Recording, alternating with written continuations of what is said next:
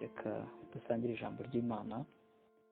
Ndasaba Imana ngo iganirize umutima wanjye na buri muntu wese urimo kumva rino jwi, kugira ngo turusheho kuyimenya. Mana, udufashe ubwenge bwacu, imitima yacu, ibitekerezo byacu birusheho kuyoboka inzira yo kukumenya, kuko nibwo tuzasabana nawe igihe cyose uko ubishaka.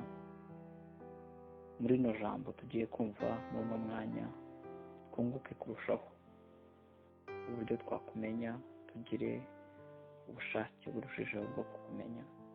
Amen. Nifuje yuko tuganira ku magambo avuga ku kumenya Imana, kubera yuko nta bundi ubuzima bwonyine dufite, cyangwa se impamvu yo kubaho kwacu no kumenya Imana. Hari uburyo bubiri umuntu ashobora kumenyamo undi. Ushobora kumenya umuntu bitewe n'amagambo cyangwa se amakuru nahawe kuri uwo muntu. Urugero rworoshye rwumvikana, twese abenshi muri twebwe tuzi kwa Rubangura, mu mujyi kwa Rubangura, ndetse birashoboka ko tuzi ko Rubangura ari umuntu wabayeho akubaka iriya etaje. Ubwo bivuga ngo Rubangura yari umukire mu gihe cye, ndetse n'uwambaza ngo kwa Rubangura urahazi, navuga ni ndahazi, nubwo atari we mu rugo hariya. Ayo ni amakuru nahawe, amakuru namenye kuri Rubangura wubatse iriya nzu w'umukire, n'andi menshi bamwe bagiye bazi batandukanye. Urwo ni urugero mfashe rworoshye kumenya umuntu binyuze ku makuru mpabwa, cyangwa se ku makuru mfite y'uwo muntu. Hari n'ubundi buryo rero bwiza burushijeho bwo kumenya umuntu. Ntanga urugero nanone, ndamutse mfite umuntu dukundana, cyangwa se umuntu w'inshuti yanjye, mba mufiteho amakuru. Yego, nzi aho ataha, nzi amazina ye, nzi iwabo, nzi ibyo akora, nzi ibyo akunda, nzi ibyo yanga. Hanyuma kubera ayo makuru nagize, bikansunikira kurushaho kumumenya no kumenyana nawe, bigatuma tugirana ubucuti ku buryo nakwifuza guhorana nawe, ku buryo nakwifuza kumuhamagara buri kanya, nakwifuza kumuvugisha, nakwifuza kumenya uko ameze, ndetse nawe bikaba uko. Ibyo rero ni ingaruka zo kumenya, kugira ubumenyi kuri uwo muntu, ariko bukurura ubusabane. Ubumenyi bukurura ubusabane. Kandi bwa mbere byari ukugira amakuru gusa no kumenya bikarangira, ariko hakabaho noneho uburyo bwa kabiri ari bwo bwiza, bw'uko menya umuntu bikurura ubusabane hagati yanjye nawe, bikankururira gusabana nawe mu buryo bwimbitse, ku buryo ntaryama ntamenye uko yiriwe, mu gitondo ntabyuka ngo ngire aho njya ntamenye uko yaramutse, ndetse ikibazo cyose yagira nakwifuza kurushaho kumufasha gushaka igisubizo cyacyo. Ibyo ni ubusabane, ariko bushingiye ku kumenya no kumenyana. Imana yacu rero nayo maze iminsi twiga mu byumweru bibiri bya mbere, twize ku gusenga n'uburyo dukwiye kuyisenga, n'uburyo dukwiye gusabana nayo binyuze mu gusenga. Ndetse mu cyumweru gishize twize cyane cyane ku nyungu dufite mu kumenya Imana, cyangwa se kuba twarizeye Imana, aho twabonye ko icyo turusha abandi bose ari ukuba dufite Kristo muri twebwe. Icyo turusha ab'isi batamuzi ari ukuba dufite Kristo muri twebwe. Twakwibaza uyu munsi ngo ese igihe maze mu gakiza, iminsi maze nkijijwe, ni ku ruhe rugero nzi Imana? Ni ku rugero rungana iki nziho Imana? Twabonye ko Imana ari Data. Yohana wa mbere 1:12 aravuga ngo abamwemeye bose yabahaye ubushobozi bwo kwitwa abana b'Imana. Turi abana b'Imana, bivuze ngo Imana ni Data. Ndetse Yesu yigisha abigishwa be gusenga muri Matayo 6:9, yarababwiye ngo nimusenga muvuge ngo Data wa twese uri mu ijuru. Komeza n'ibindi hepfo bivuga ngo Imana ni Data, kandi ni Data wa twese.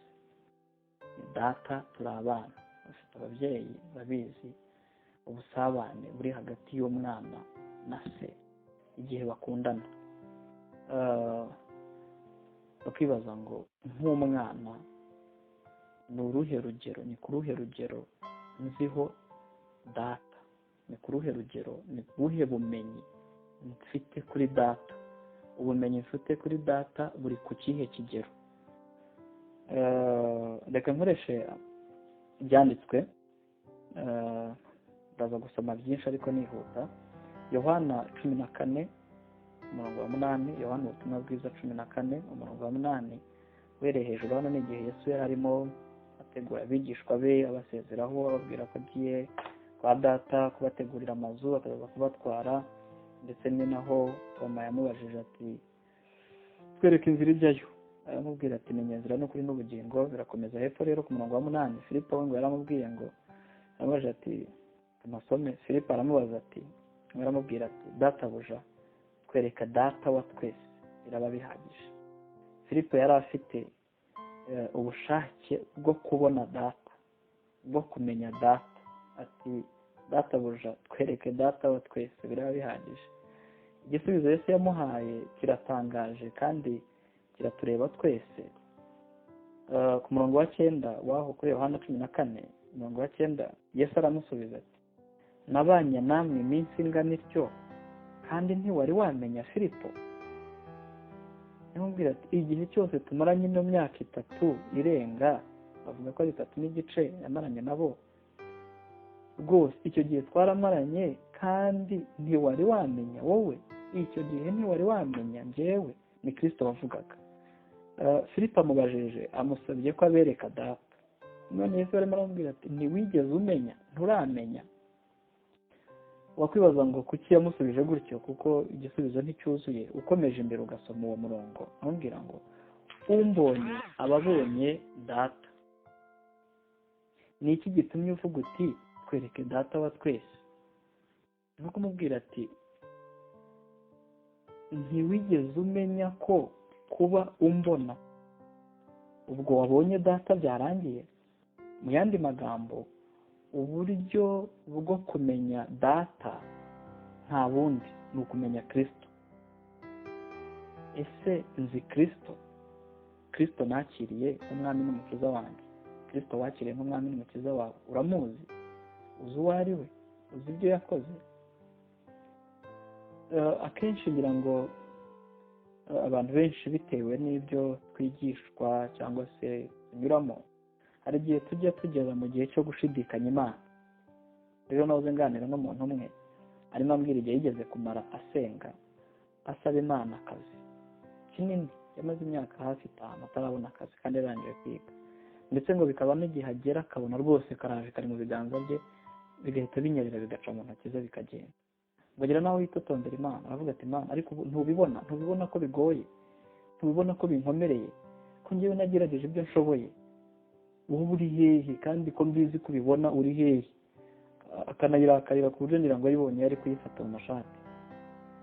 Turimo tuganira rero, nganira nawe tuza gusanga ikibazo ni kimwe, nuko umuntu uri kuri icyo kigero cyo kwitotombera Imana aba ataragera ku kigero cyiza cyo kuyimenya uko ikora n'uko imeze, n'uko yitaveninga yinjira mu bibazo byacu cyangwa mu buzima bwacu, tugashaka kuyibonera uko tubishaka, tugashaka kuyibona uko dushaka, ntidushaka ko yo itwiyereka nk'uko yo ibishaka. Naramubajije byagenze bite, arambwira ati narakomeje ndasenga, ati yewe mfata igihe ndiyiriza ndasenga rwose, nkajya mbyuka mu gitondo nkirirwa mu rusengero, ariko nkabona uko ndushaho gusenga niko birushaho kujya kure. Ariko ngwaza kubona igisubizo kimwe cyuzuye cyamuhaye amahoro. Ni icyanditswe yasomye muri Bibiliya kivuga ngo, ni Imana yavugaga ngo rwose ni njyewe uzabikora kandi nzabikorera igihe cyacyo. Ngerageje guparaphrasing ayo magambo, ntabwo twafashe umwanya ngo tujye muri Bibiliya tuhasomere. Ahita amenya yuko ibyo arimo anyuramo Imana niyo izabikora kandi izabikora mu gihe cyayo. Agira ubwo bumenyi, bituma tuza, araruhuka, yajya no gusenga agasenga yumva yuko ibyo ari mu gusaba Imana izabikora kandi ikabikora mu gihe cyayo. Ubwo ni ubumenyi yagize ku Mana.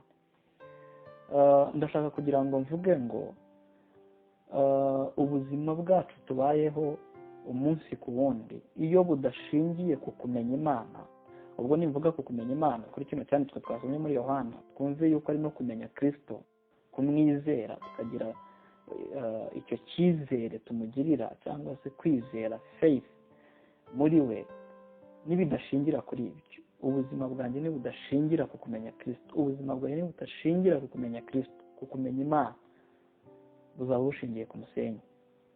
Niho tuzahura n'ibibazo bitujugunye hirya no hino, kuko ntidushingiye ahantu hafatika hazima.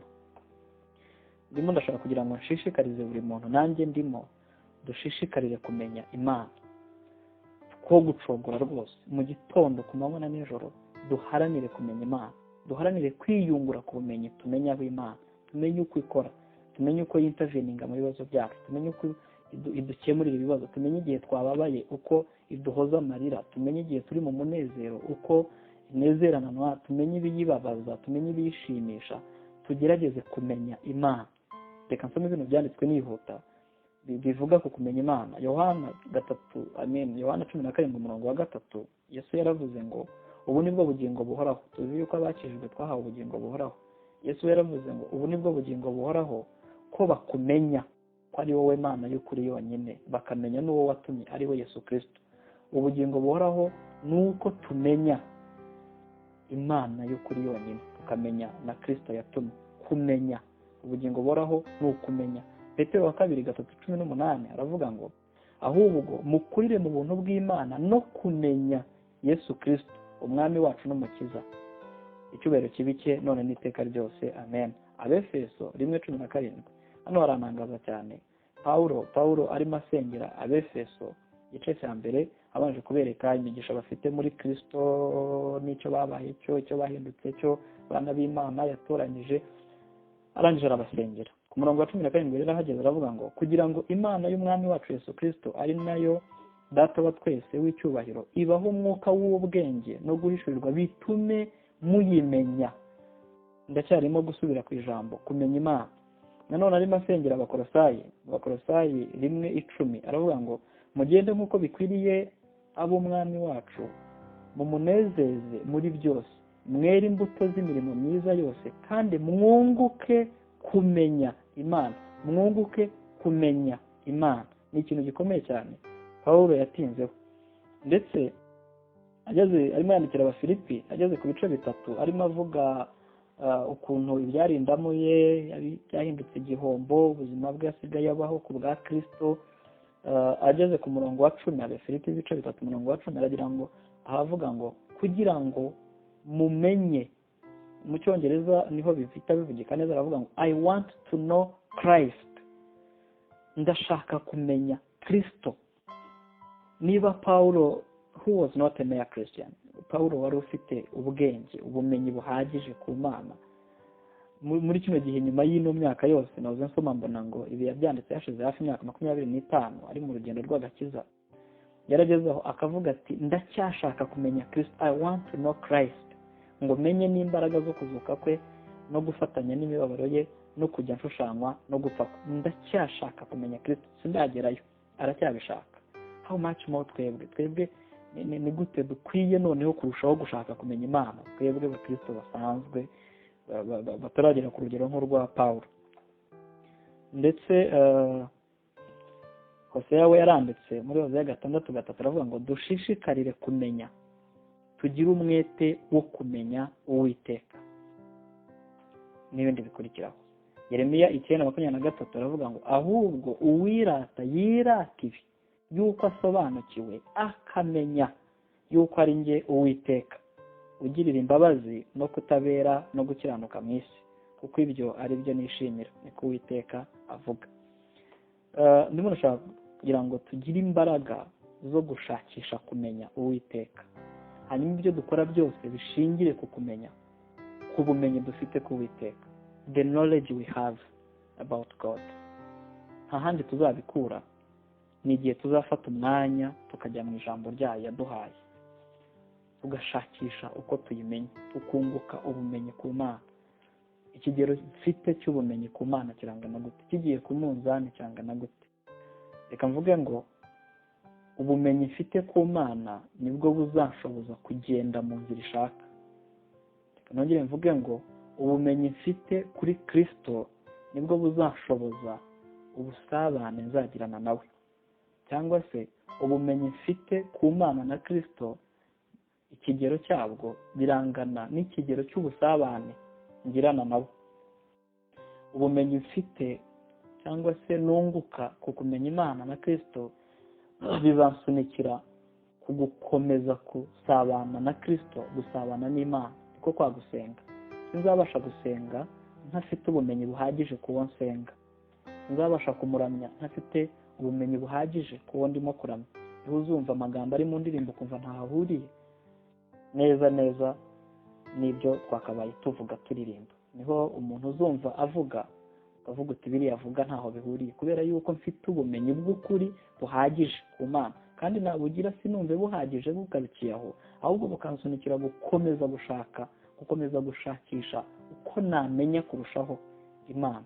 Ni Imana data idukunda kandi izaduha imbaraga zo kurushaho gukomeza kuyimenya.